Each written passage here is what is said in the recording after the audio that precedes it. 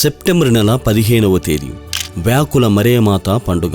యేసు ప్రభు అనుభవించిన శ్రమలు, మరియమాత అనుభవించిన వ్యాకులముల మధ్య ప్రత్యేక బంధం ఉంది. దేవుని తల్లిగా ఆ అమ్మ గొప్ప బాధలను భరించాల్సి వచ్చింది. అవి యథార్థముగా బహు దుఃఖంపూరితమైన వ్యధలు. దేవాలయములో సిమియోను మరియతో పలికిన ప్రవచనములు, ఈజిప్టు పలాయనము, జెరూసలేము తీర్థయాత్రలో తప్పిపోయిన బాలయేసు, యేసు శిలువ మీద కొట్టబడడం, శిలువ క్రింద నిలిచి కుమారుని దీనావస్థను ఈటిచే పడవడం కన్లారా చూడడం, కుమారుడి మృతదేహాన్ని ఆ తల్లి ఒడిలో ఉంచడం.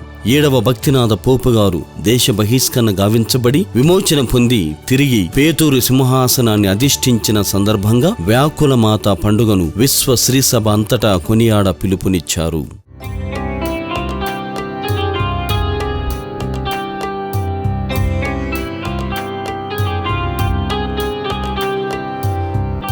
వ్యాకుల మరియా మాత